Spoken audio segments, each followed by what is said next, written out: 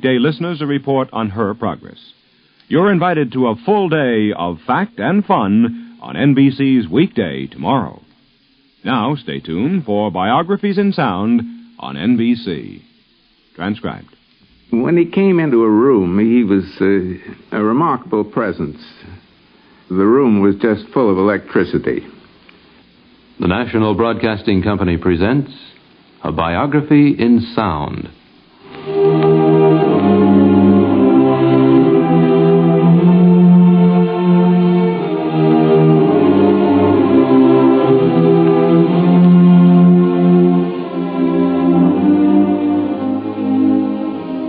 This is a biography in sound of Sinclair Lewis, an impression of the first American author to win the internationally famous Nobel Prize in Literature.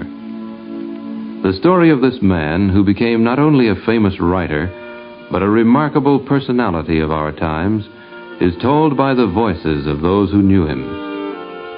Our commentator is an outstanding figure in the literary world, the head of the well-known publishing firm Random House, a popular columnist, and a familiar figure in radio and television, Mr. Bennett Cerf.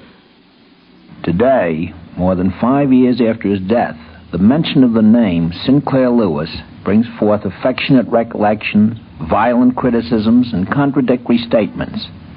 He was born in the small town of Sauk Center, Minnesota in 1885. He died 65 years later, in January 1950, in Rome, Italy. In those 65 years of intense living, he made an adventurous journey. It was a journey that took him from a little prairie village to the great cities of the world. Along the way, he met with disappointment and discouragement. He also found success and international fame. It was a strange journey for the man who became America's best-known author and who died all alone, far from the friends and the land that he loved. Much has been made of the fact that Red Lewis, the man, and Sinclair Lewis, the artist, were lonely. These are words from a memorial service for Sinclair Lewis at Sauk Center, Minnesota, shortly after his death in January 1951. The words were spoken by Frederick F. Manfred, a young author whom Sinclair Lewis befriended and encouraged during the latter years of his life, as he did so many young writers. Much has been made of the fact that Red Lewis, the man, and Sinclair Lewis, the artist, were lonely. In the case of Red Lewis, we know he was lonely, incredibly lonely. He was so lonely in the beginning that he left his Minnesota home to see the flesh spots of the cities in the East and in Europe. He was so lonely in his middle years that he came back to America and bought and sold more homes in various sections of America than is ordinarily permitted even the most privileged of men, most privileged of nations. He was so lonely in his last years that he consciously or unconsciously began to seek out his origins as a child of the Western civilization by sojourning in one of its older cultures. And Lewis was lonely. When you met him, you instantly felt compassion for him, not because he lacked vigor or strength or self-help, but because he had too much of these things. His eyes, his face, his hands, all seemed to cry for affection, for simple love between man and man. Even today, no one knows just what is the place of Sinclair Lewis in American literature. As a boy in Sauk Center, Harry Sinclair Lewis was different. He went hunting and swimming and fishing, but he also read books, and he wrote stories and poems, and he tried to work on the local newspaper. He was a tall, awkward, gangling youngster who even then was looking beyond the horizons of his small hometown. This was the boy who was to become one of the most fabulously successful writers of his day. His books sold by the millions all over the world. Some of them were great books, and some were poor books, especially those that he wrote in the last years of his life. He was given the Pulitzer Prize for having written the best American novel of 1926, the memorable Arrowsmith. He refused the prize because he refused to acknowledge the authority of any prize committee. In 1930, however, he became the first American to receive the Nobel Prize in Literature, perhaps the highest honor a novelist can achieve. This prize he accepted, probably not so much for himself as for the recognition it gave to all American writers. But we're interested not so much in his fame as in the man himself.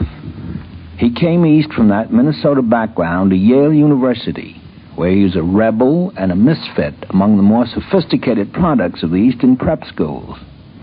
Then he drifted into a number of jobs, mainly as an unsuccessful newspaper reporter, and then came to New York. Mrs. Helen Woodward knew him well in those struggling days. She was a brilliantly successful woman in the advertising field, and her late husband, W.E. Woodward, became a distinguished author in his own right. For years, he was a close friend of the man who was called Hal Lewis by some of his earlier friends and Red Lewis by most of the others. The way I first met Lewis, Red Lewis, we called him, was odd. My husband was editing a syndicate, or rather publishing a syndicate, and he was looking for an editor. And somebody said to him, "There's a fellow down at Stokes. Might do." Stokes was a publishing house now out of existence and very, very stick in the mud. Bill called up this young man, whose name he heard was Harry Lewis, and asked him to lunch. And Red turned up. This was the year 1912. He turned up, and Bill said, here was this tall, incredibly gawky, country-looking young man with red hair, badly dressed, wrists sticking out of his sleeves, and restless and self-conscious and uneasy.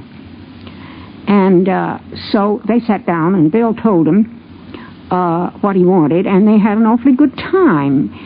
Red was amusing and vivid, and they hit it off, and he was immensely excited about the idea of the job. It turned out that he had told Stokes, the old man who was head of the business, that he wanted to write novels, and Stokes said, "That's just one thing you'll never do. You'd better stick to just editorial work such as we have for you here." And some he got less for, and he was living in a miserable tenement room, was awfully poor, and this $35 job was the first real break he had. So he was very pleased, but he thought that he ought to get more than that. Anyway, he listened with great attention to what Bill said and was excited, because Red always got very much excited about a new idea. Suddenly he began to look very sort of grim and cold, and he said, "Yes, that sounds fine, but what are you going to pay me?" And Bill, who had no idea what he was getting, said, "Well, $65 a week." And Red leaped up, grabbed both his hands and shook them and said, "It's a deal." And that's how a long, long acquaintance, friendship, and later enmity began. After 22 years of friendship, beginning in 1912, when Lewis was just getting started, his friendly relationship with Bill Woodward ended in 1934. That's when Mr. Woodward wrote a profile, a biographical sketch, about him for the New Yorker magazine. One thing about Red was he couldn't keep a friend. I think his friendship with my husband lasted longer than any. The thing was that nobody could quite satisfy Red. He couldn't, and he couldn't give anything. He was very, very amusing, vivid, and interesting, but he could get so trying and tiresome. Yes, almost everyone had mixed feelings about Red Lewis, just as readers and critics had mixed feelings about his writing. His vitality, his curiosity, and his unpredictable qualities made him always interesting, but difficult sometimes as well. Well, in between these times, there were plenty of interesting and even lovable occasions. For instance, in 1924 and 25, New Year's Day, we were in Paris in La Pérouse having lunch, when all of a sudden we heard a shout, "Bill, Helen!" We looked up, and there was Red Lewis. We didn't know he was there, and he was there with his first wife, Gracie. And Red had reputation being very close about money. He insisted on buying a champagne and doing everything and driving around Paris and stopping at all kinds, this place and that place, and it was an endurance contest in some ways. He was restless and impulsive, but even though his friends got annoyed with him sometimes, very angry in fact, they sensed his integrity, enthusiasm, and basic hatred of hypocrisy. Now here's John William Rogers, a newspaper man, book reviewer, and at present a regional writer living in Dallas, Texas. I had heard of Lewis through the Woodwards, who were my good friends. I'd known them in a different vista of life. And I was living in New York, and one night the phone rang, and it was Helen. She said, we were over at the Hotel Grosvenor in Red Lewis's apartment. Come over here. Well, I was curious to meet him, so I went over. And I knocked on the door. And this strange creature with a flaxen walrus mustache met me at the door. It was Lewis. He'd discovered this mustache, which reminded him of Ford Madox Ford, who was very British. So he was giving a British imitation of Ford Madox Ford in this mustache, and he ushered me in. Rebecca West was there, and Irina Van Doren, and a lot of people. And that quality of mimicry went on all the time, and he would suddenly get up and start an entire monologue. I've seen him do that, where I remember something about Washington, how a senator down there might do something, and he'd have people in stitches of laughter. Almost everyone who remembers Red Lewis recalls his dynamic energy. Perhaps because of his basic shyness, he had a need to call attention to himself. But there were other qualities that we sometimes forget. One of the most interesting things about him, and I don't think many people realize it, was his ability to listen. Even to the end of his life, and I knew him toward the end of his life, he was very much interested in people. And he was staying with me once in Texas, and he'd gotten there about noon. I was trying to give him a picture of what the people were like and all. And at dinner, as we got up from the table, he said, well, you've told me 2 novels. Later, John William Rogers visited Sinclair Lewis in New York City. It was just at the time that Elmer Gantry was going to be published. But he called me, this particular afternoon, he called me into his bedroom and said, I'll show you something not many people have seen. And he took out a map, and it was a map of Zenith, Ohio, in which I've forgotten which one of the books. Well, every detail, it was as detailed as a map of New York City, where the YMCA and the Christian church and the saloon and all the rest, the whole thing was done in black and he had drawn and made it. And I think these places were very, very real to him. Almost all of the people who knew Red Lewis had one impression in common. He had a wistfulness about life. I think that's one of the things that made him so restless. He was looking for the light that never was seen on land or sea, and when he would get to the place, it wouldn't be there. He'd settle down for a little while thinking, I've found it, and then move on. As he went on back to Italy, he died all alone there in that curiously tragic situation. One of those who knew Sinclair Lewis best in that early period, I guess, was Harrison Smith, president and then an associate editor of the Saturday Review. Sinclair Lewis should have graduated from Yale in 1908. He left in his junior year to join Upton Sinclair and Sinclair's socialist colony in New Jersey. He kept the furnace going, he shifted the ashes, he did about everything that an odd job man can do. And, of course, attended all of the meetings of the socialists who at that time were presenting a rosy new world to America.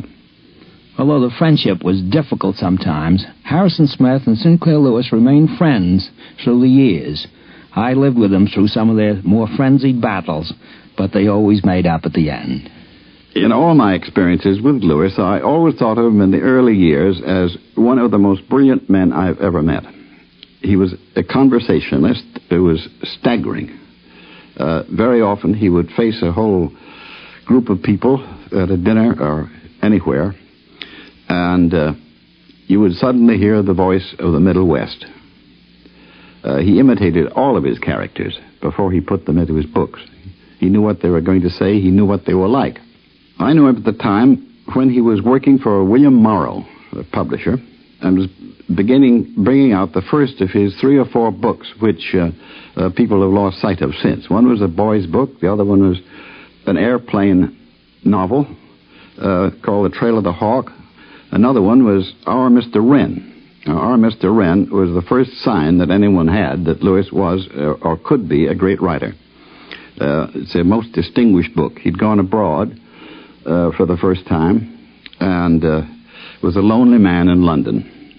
And it's a very affecting and moving story indeed. It's been republished recently.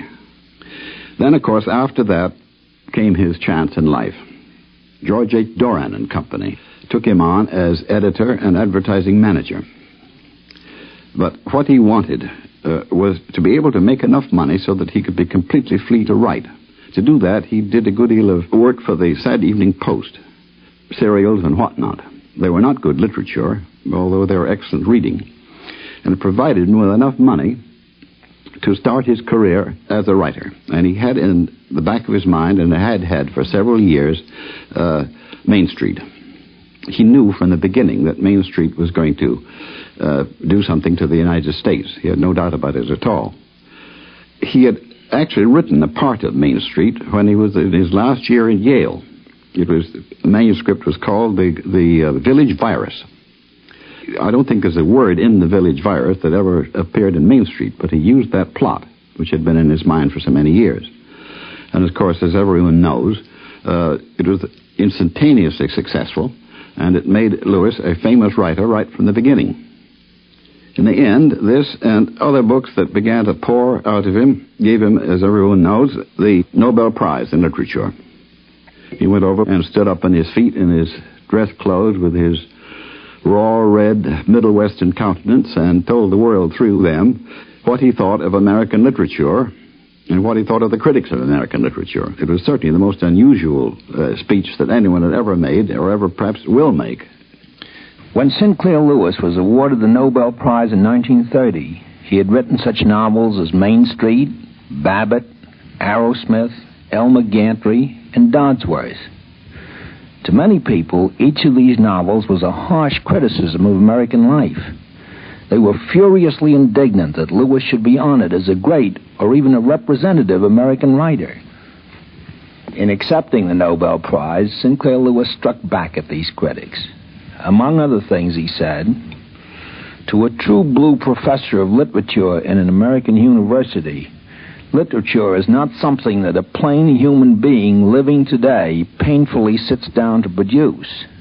No, it's something dead. It's something magically produced by superhuman beings who must, if they are to be regarded as artists at all, have died at least 100 years before the diabolical invention of the typewriter. Our American professors like their literature clear and cold and pure and very dead. In the new and vital experimental land of America, one would expect the teachers of literature to be less monastic, more human than in the traditional shadows of old Europe. They're not.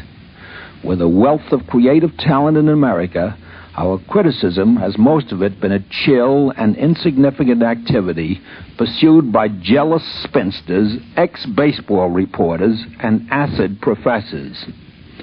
Well, after that outburst, he went on with typical contrariness to become kind, generous, and humble. Instead of speaking of his own work, he made it the occasion to praise other American writers, especially the young experimental writers of the period who were little admired by the more conventional critics. Here's a further impression by Harrison Smith. You never quite knew where Lewis was going to lead you or what was going to happen when you went out with him. That was one of his great charms. One summer he was going up to New England to join his child and his wife, Dorothy Thompson. So he stopped in to pick me up and go to New England with him. We'd no sooner got started than he said, "What am I going to do about the Nobel Prize medal?" I said, "What do you want to do with it?" Well, he said, "It's a large plate of gold hanging up on my wall, and people love gold, so I don't know why I should leave it there." I said, "Well, what do you want to do with it?" He said, "Let's give it to Yale." I said, "Well, why not? It's a fine idea." So we stopped at his house, and we picked up this large platter in this beautiful case and drove up to the Yale Library. Now, both of us looked like tramps. I think Lewis looked like a worse tramp than I did. But we got into the library and finally saw the librarian.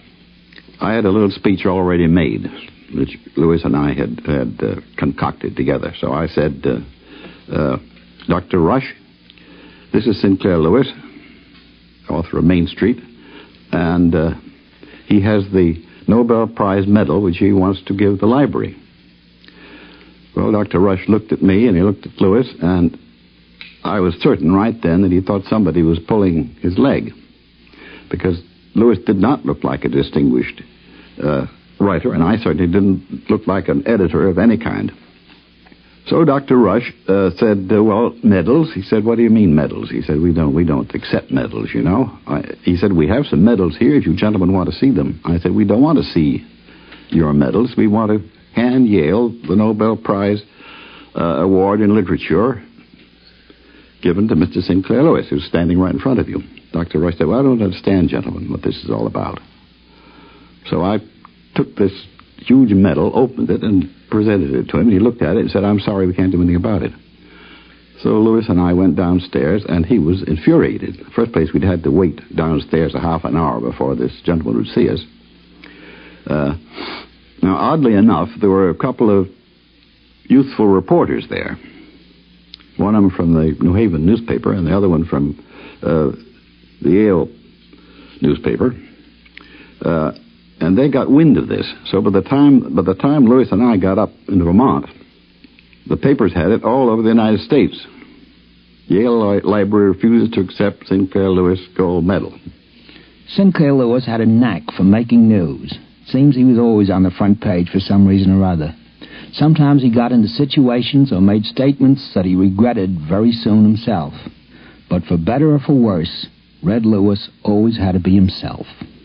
Sinclair Lewis was a gregarious man. He loved people. He was curious about them. But he found it difficult to hold them. In the first place, he usually absorbed all the conversation. And among the kind of people that Lewis knew and that I knew, there are a great many people who liked to talk too. He was brilliant in all of this. And what he was actually doing was trying out on his small audience around him the characters that he would soon put into a book. Perhaps he was too preoccupied with his writing to find the other values he sought for in life. Lewis, one might say, was born to be a lonely man. He liked people. He liked to have them around him. But they found him extremely difficult. In fact, you might say he loved people. But he never could hold their friendships very long. He was too intense for them. A great deal of his recitations, private and public recitations, came, I believe, from his feeling that something was always a little wrong with him. I think that his feeling about people, his desire to be liked, came from those years in Yale when he was not accepted. That is, of course, one of the reasons why he skipped a whole year there. It was really tragic, because people did love him and tried to love him, but he was so difficult to handle. Although Red Lewis traveled all over the world and mingled with the great and the famous, he always missed Sauk Center, even though he could never go home again. He sought the peace and security of home in many, many places. He went restlessly from one place to another, but nothing could satisfy that roving spirit of his. It had something to do, I believe, with the large houses that he took over. He bought an enormous house in the Berkshires near Williamstown. The house was equipped with an enormous farm, which cost him a fortune to try to continue. He had a swimming pool in which he couldn't or didn't swim. He had a tennis court in which he never played. He had a guest house no one ever entered. He had a colored butler and a colored maid. The tragic part of that last visit was that we tried to play chess together. And I'd actually taught Lewis chess. He wasn't any good, and I was just about as bad as he was, perhaps a little bit better. So we played, and he got awfully excited about it. So I said, we better quit this. And I said, who do you play chess with? Aren't there some of the boys in Williamstown who come over and play chess with some of the professors? The Red said, no, they don't come anymore. And I said, why don't they? He said, well, they're afraid I'll put them in my next book, which indeed he might have done. Then he made this remark, which I thought was extremely sad, and I have never forgotten. He said, I'm trying to teach the colored girl to play chess with me, but she will not learn the knight's move. She doesn't simply understand it. That's Red Lewis, with fame, with fortune, with a wonderful estate, all alone in a mansion, trying to pass the time by playing chess with a maid who unfortunately couldn't learn to make that knight's move. There's no doubt, of course, that Sinclair Lewis loved America and loved the American people. The sharpness of his satire was occasioned because people did not meet with his expectations or hopes for what he knew America would have to face in the future. He saw changing America as perhaps no other writer of his time did. But in spite of his love for America, he loved to travel. He wanted to see the world. He loved England. He traveled through Europe extensively. Been in Germany, France, Italy. And the saddest thing, perhaps, of his whole life was his final retreat from the Berkshires, from that great house there, to flee to Europe once more. When he went to Rome, he was a sick and dying man. He died alone. As far as I know, no one ever appeared to see poor Lewis.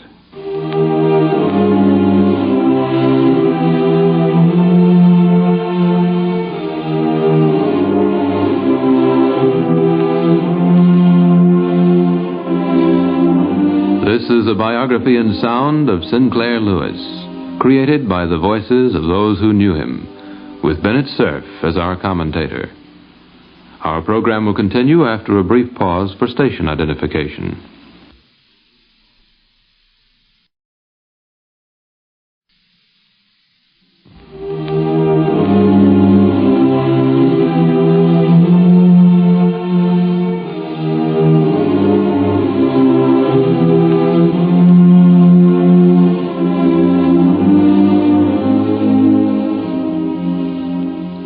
NBC continues this biography in sound of Sinclair Lewis, with Bennett Cerf as our commentator. For 3 decades, through the 1920s, 30s, and 40s, Sinclair Lewis was one of the most flamboyant figures of our time, both as a writer as an individual. Here's a friend who knew him throughout that period. Well, I really knew Sinclair Lewis over a long, long period. It really covered 30 years, from 1921 down to the time of his death in Rome in January 1951. This is Melvin Kane, who has combined 2 distinguished careers as an outstanding attorney and as a poet. He's the co-editor of The Man from Main Street, a Sinclair Lewis reader, and he was also the friend and legal advisor of Sinclair Lewis throughout his lifetime. The first time I saw him, and the occasion for it, was when he had need of a little legal advice. He had just published Main Street and had made a contract for the dramatization of the book as a play. And there was some ambiguity in the contract as to the division of royalties between the 2 playwrights and Lewis as the author. They thought one way and he thought another, and there was room for doubt. He came over to me with Alfred Harcourt of Harcourt Brace and Company, who were then his publishers. He explained the situation, and I looked over the contract and was inclined to agree with him. And I was successful in getting the interpretation that he wanted. The amount involved was very small, but he was so tickled with the idea that he'd won something in the contest that he bragged about it all over and praised me as if I'd done a really marvelous job for him. Sinclair Lewis represented many different things to many different people. Just as his writing varied tremendously both in subject matter and in quality, he himself was many-sided and utterly unpredictable. And yet, even that wasn't true in every relationship. All through the years, he was loyal and constant. You hear a good deal of his being unstable in his relations with people, but I never found him so. I saw him through many a situation that might have floored another man of less strong spirit. But he survived them all, and my chief regret was that I wasn't with him when he died and when he was in his last illness in Rome. I admired him, and I was fond of him both. Even those who admired him as a writer were exasperated with him sometimes because of what seemed to be his overly critical attitude toward his own country. However, we must remember the period in which he began his serious writing, a period when many of us certainly were too smug and complacent for our own good or the good of our nation. There's a misconception held in many quarters that Lewis's writing was really in hostility to American life. As a matter of fact, he was trying to expose the weaknesses of an America that he really idealized. And his satire was meant to have that effect. I suppose in a way he was a crusader for truth and ideality and a better life generally. He was a mixed personality, as everybody knew, but he was essentially a restless man seeking for something that he never was able to find. He seemed to be a person driven, and essentially he was a lonely man who hadn't found himself and was always seeking to find himself. In that search, he roamed wherever his fancy took him, but primarily to England and the continent, and to Italy, which I believe was his greatest love outside of America. It was very strange, and yet it was in the pattern of his life. He was always seeking something in the next place and never was able to find it. That's the voice of Melville Caine, a man who knew and understood Sinclair Lewis throughout his stormy, restless career. Sinclair Lewis had friends, and enemies too, in probably every walk of life. The first time I met Red Lewis was in Roosevelt Hospital. His wife, Dorothy Thompson, was a patient of mine, and he came to visit her. Now here's Dr. Cornelius Traeger, Connie to Sinclair Lewis and his other friends. I was immediately intrigued by his avid interest in all things medical, and we spent the rest of the afternoon and all of that evening talking about doctors and hospitals and things medical in general. Red, as you know, was a frustrated doctor. His father was a doctor, his older brother was a doctor. He was always interested in things medical. He had steeped himself in medical problems even before he thought of writing Arrowsmith. He wanted to be a doctor, but he realized that his personality was such that he could never have been a successful doctor. But Red, to the end of our friendship, was always interested in what's new in medicine and followed the progress of medicine with great interest and a good deal of professional and intellectual curiosity. During his lifetime, Sinclair Lewis was intensely interested in many subjects. He probably wanted to be all the main characters about whom he wrote. He was interested in people and other professions, and perhaps he envied them. The most important of my relationships with Red had to do with the time he decided to become a playwright. He'd been a great and successful novelist, a Nobel Prize winner, to be sure. But one evening we were sitting in his apartment. He suddenly said, "Connie, I'm going to be a playwright." And I looked at him, a little bit astonished. But Red was full of surprises like that. I said, "Why do you want to be a playwright?"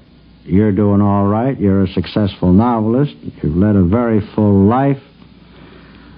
Playwriting is a medium which is entirely different from writing novels, and the woods are full of novelists who have tried to write plays unsuccessfully and playwrights who've tried to write novels also unsuccessfully.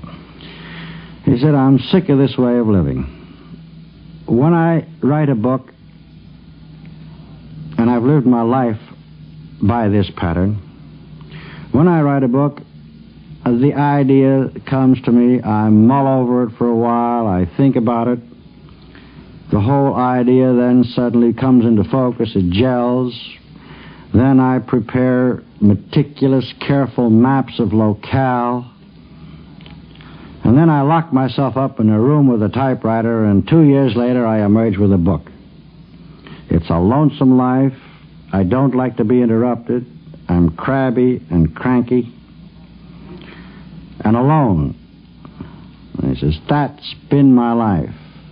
Always thinking about the next book, going into seclusion to write it, getting it published, and starting it all over again. And here I am, middle-aged, and life has passed me by. I want to write for living people. I want people around me. I want to write for people and have them work with me, and I want to work with them and see them work and see my words come to life. I said, Red, what do you know about playwriting? Well, he said, I've got to learn. The only way I'll ever learn how to be a playwright is to get into the theater. It was a big news story at the time when Sinclair Lewis became stage-struck.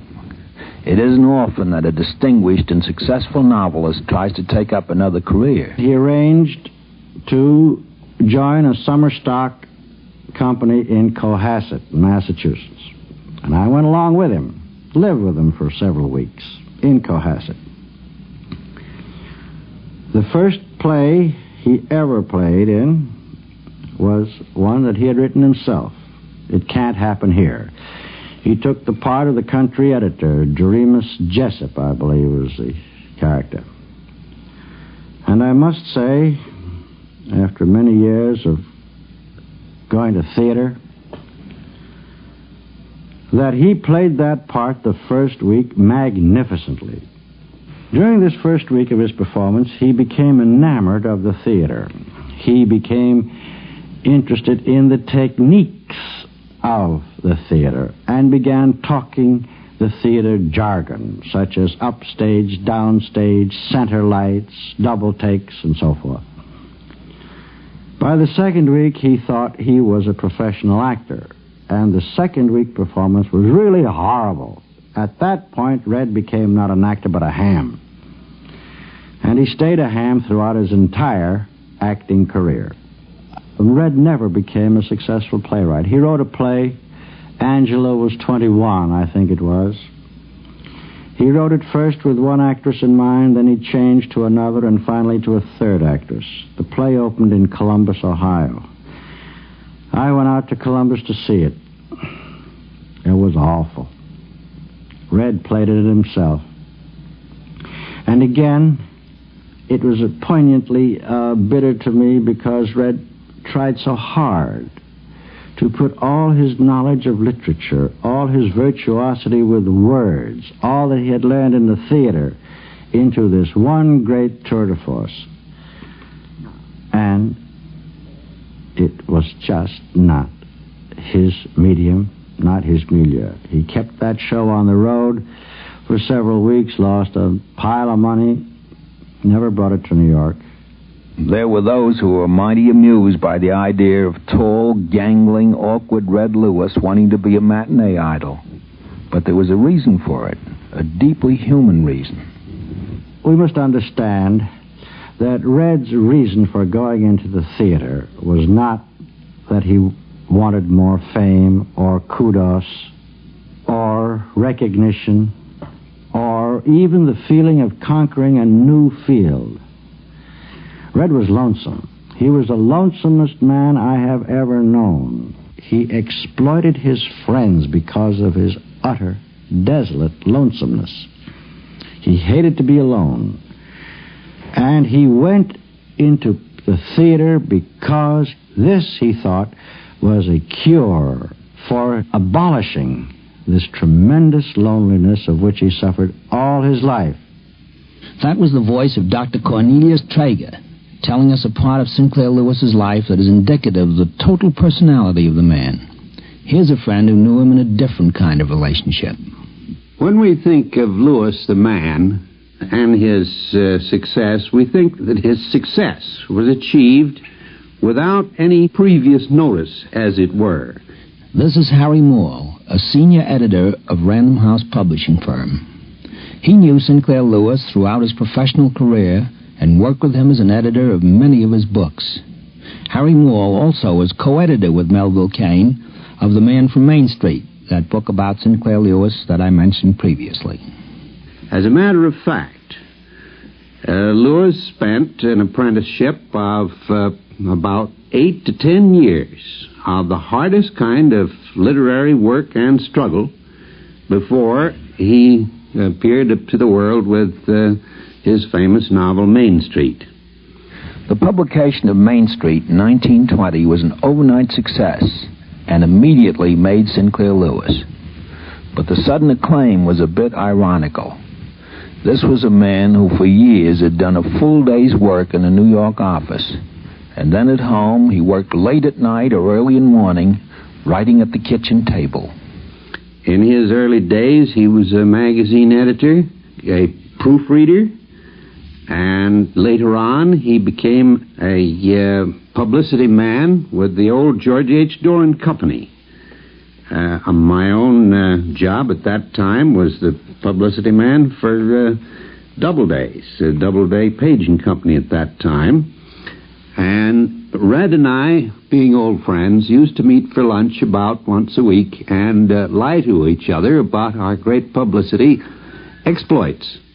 We also exchanged ideas and got help from each other one way and another.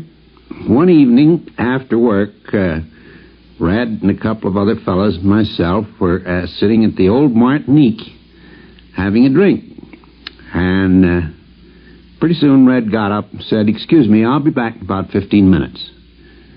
He did come back in about 15 minutes, and he said, "Well, Harry, I've quit my job.